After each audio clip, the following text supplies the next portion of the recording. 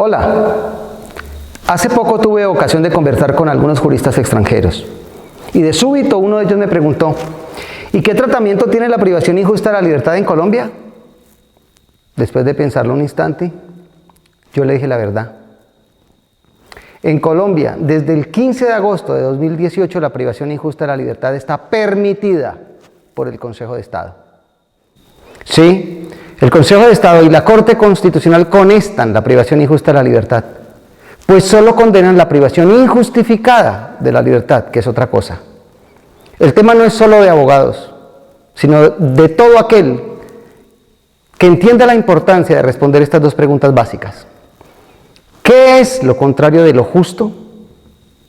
La otra pregunta es: de acuerdo con el sistema penal, ¿cuándo es justo que una persona soporte el haber sido privada de la libertad? Veamos cómo se respondían esas dos preguntas antes y cómo se responderían ahora si aplicáramos las nuevas directrices. Antes, en razón de una evolución jurisprudencial tormentosa, el Consejo de Estado había consolidado una posición unificada, que fue la que se mantuvo hasta el 15 de agosto de 2018, según la cual lo contrario de lo justo era lo injusto. Por lo que toda privación de la libertad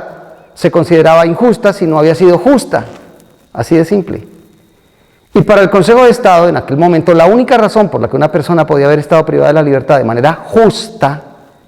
era cuando en el proceso penal al que había estado vinculada resultaba desvirtuada su presunción de inocencia. Es decir, que una detención, así hubiese sido preventiva, devenía justa solo cuando las autoridades penales finalmente habían constatado que la persona detenida sí había delinquido. En ese entonces la lógica secuencial que seguía el Consejo de Estado al fallar era más o menos esta. Veía los procesos penales aún perfectamente adelantados, y si en dado caso no se llegaba a desvirtuar la presunción de inocencia en ese proceso, pues la privación de la libertad siempre era considerada injusta. Y ya definido que había sido injusta la detención, el análisis proseguía para establecer si el daño antijurídico derivado de la situación podía ser imputable al Estado, porque a su cargo estaba el ejercicio del poder punitivo, o incluso a la propia víctima, cuando obraban pruebas que con nitidez direccionaban la imputación del daño exclusivamente hacia la misma víctima. Pero todo esto cambió, porque a partir del 15 de agosto de 2018 el Consejo de Estado profirió esa nueva sentencia de unificación, en la cual cambió la posición que venía siendo sostenida por esa corporación, indicando que esa posición anterior cambiaba porque estaba en las antípodas, así escribieron, que la posición anterior del Consejo de Estado estaba en las antípodas de la responsabilidad patrimonial del Estado prevista en el artículo 90 de la Constitución. Hago hincapié en ese detalle para dejar claro que no es que en la actualidad el Consejo de Estado haya dado un paso más adelante en la misma dirección, ya que los magistrados y magistradas que suscribieron la nueva sentencia de unificación se aseguraron de dejar constancia que la posición que ahora nos imponen es diametralmente opuesta a la que ya se había unificado. ¿Y qué es lo que nos ofrecen ahora como respuesta a las dos preguntas básicas con que empezamos? Pues lo siguiente, que lo contrario de lo justo ya no es lo injusto, sino que ahora lo contrario de lo justo es lo injustificado. Y frente a la segunda pregunta nos dicen que es justo que una persona soporte privación de la libertad ya no solo cuando se haya desvirtuado su presunción de inocencia en un proceso penal, sino también cuando el implicado se haya puesto en calidad de ser considerado sospechoso. Así jamás llega a ser desvirtuada su presunción de inocencia en un proceso penal. Esa es la viva imagen de la injusticia alimentándose de sí misma. Por ello, tanto jueces como abogados deben tener presente que la iniquidad se cierne con inminencia cuando los juristas dejan de usar sus facultades mentales para ser justos y las empiezan a usar exclusivamente para ser obedientes. La tesis recién estrenada por el Consejo de Estado, que es la dominante por el solo mérito de ser la última, es abominable, porque nos constriñe a aceptar que cuando de estar preso se trata, da lo mismo haber delinquido que no haber delinquido. ¿Me explico? Si la persona delinquió, pues bien merecida tenía su detención y pues el derecho penal tendrá que resolver sobre eso y detener a la persona. Pero si no delinquió, entonces para justificar la detención nos abren la siguiente baraja de alternativas, cada una de esas alternativas curiosamente referida a uno de los 3 elementos de la responsabilidad. En relación con el daño nos dicen que no es antijurídico, porque en razón de la culpa civil en que incurrió la persona, tiene el deber de soportar el encarcelamiento que padeció. En relación con la causalidad, nos dicen que ésta se rompe por culpa exclusiva y determinante de la víctima, ya que por su conducta defectuosa, así no haya sido delictiva, indujo a los juzgadores a sospechar. Y en relación con los acontecimientos causantes del daño, el proceso penal, dicen que no hubo ningún proceder ilegal o injustificado en la detención, que todo estuvo acorde a derecho, que la detención no es más que una vicisitud propia de la interacción social. Vuelven a examinar entonces la conducta de la persona, ahora en sede contencioso administrativa, para establecer si esa persona tenía o no el deber de soportar el haber estado presa. Y luego el juez penal, que es el competente para definir quién debe estar preso y quién no hizo ya esa evaluación. Esa forma de razonar conduce a sostener, oigan esto, que las personas tienen el deber de soportar el haber estado presas, aun cuando el juez competente para resolver sobre su libertad haya concluido que jamás fue desvirtuada su presunción de inocencia.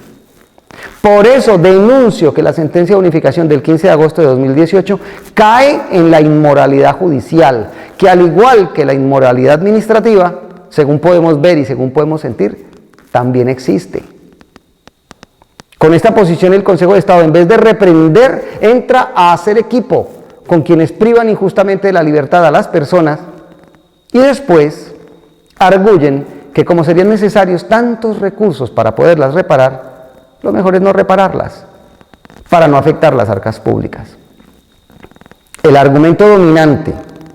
y que finalmente triunfó en esta vergonzosa sentencia no es que la libertad es un bien superior del ser humano,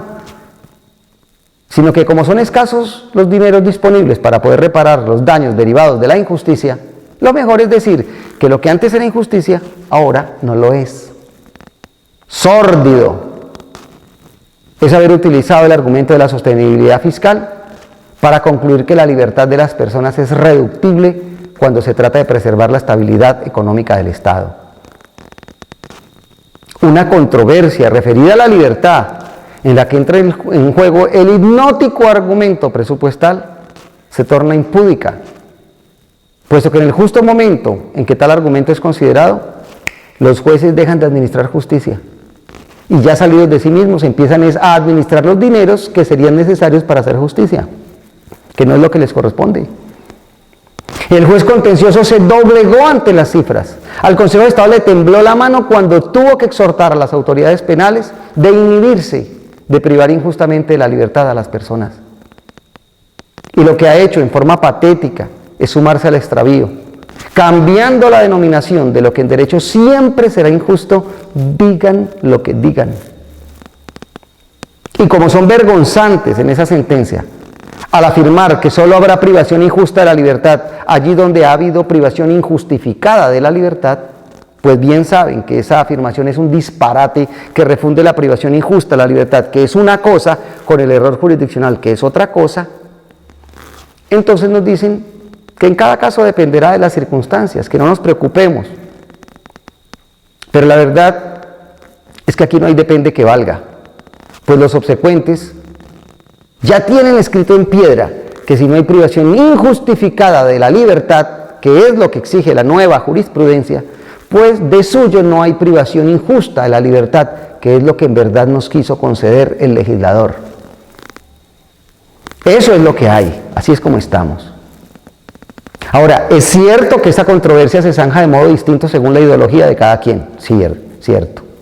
Y que las respuestas irán en una dirección si las preguntas básicas con que empezamos se responden desde la perspectiva del Estado social y democrático de derecho, y que irán en otra dirección, quizá opuesta, si se responden desde la perspectiva del Estado formal de derecho.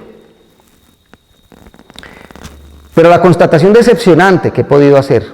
con los libros abiertos, es que lo consignado en la sentencia de unificación del 15 de agosto de 2018 no responde las dos preguntas básicas, ni siquiera desde la perspectiva del Estado de Derecho a secas. Porque una de las ideas esenciales de la nueva sentencia de unificación es que los derechos y las libertades de las personas deben ceder en aras de la salud económica del Estado, siendo esa la vieja idea hegeliana de que si el Estado sufre, sufren con él los asociados en su conjunto. Y en cambio el sufrimiento de algunos de los asociados es bienvenido como una contribución a la salud del Estado, la cual es necesaria para alcanzar los fines supremos. Cuando se pone al trasluz la nueva sentencia de unificación del Consejo de Estado, lo que se ve es autoritarismo disciplinante, justificado en la necesidad de mantener saludable al Estado, por lo menos financieramente, a una costa de los injustamente encarcelados.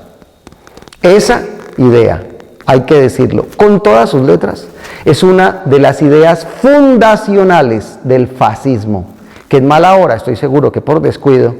resultó estructurando la posición jurisprudencial en esta materia. Porque lo que al final del día queda validado es que las privaciones injustas de la libertad quedarán impunes cuando hayan estado justificadas.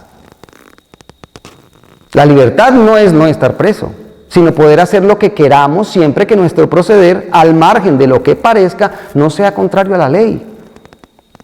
Si esto es así, entonces opino que el Consejo de Estado y la Corte Constitucional restringen nuestra libertad, porque para conservarla ya no nos bastará con hacer lo que queramos siempre que no infringamos la ley penal, sino solo deberemos hacer aquello que esté de acuerdo con el que dirán, aquello que no parezca un delito,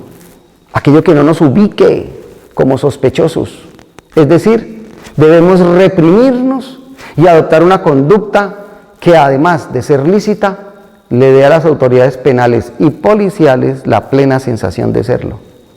Si eso no es fascismo en estado puro, al menos coincide con el nacionalismo étnico que ha empezado a retoñar en Estados Unidos y en Europa, según el cual hay unas personas que son mejores que otras, dado que ejecutan mejor los comportamientos sociales deseados por una mayoría cultural, que es la que traza el deber ser, y solo por ello merecen ventajas, ejercer más derechos y poder gozar sin restricciones de la libertad. Pensemos en esto, pero por favor pensémoslo. Decir que una persona tiene deber de soportar los daños derivados de haber sido detenida, así su comportamiento jamás llegue a ser considerado criminal,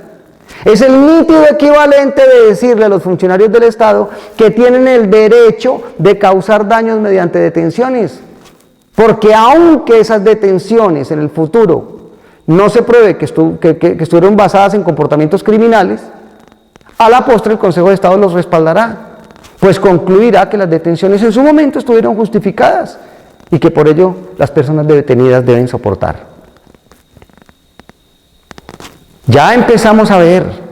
los efectos devastadores de que la jurisprudencia sea fuente material y directa en nuestra incipiente y errática democracia. Ya empezamos a ver el efecto de haber desfigurado el 230 de la Constitución para decir que la jurisprudencia es obligatoria y también la jurisprudencia y no solamente un criterio auxiliar. Eso confirma que la extensión o contracción de los derechos de las personas deben ser solo de la esfera de quienes tengan responsabilidad política y puedan ser socialmente controlados en razón de una elección popular y directa, sin que caigamos en la tentación de recibir de funcionarios distintos a los de elección popular el obsequio del progresismo, porque el poder que tiene una corte para hacer que avancen nuestros derechos es el mismo que tiene para recortarlos, sin que por ello tengamos una posibilidad distinta al desahogo. Soy Fernando Alberto García Forero. Fue un placer poder ejercer mi libertad diciendo lo que pienso. Gracias por escucharme y hasta una próxima oportunidad.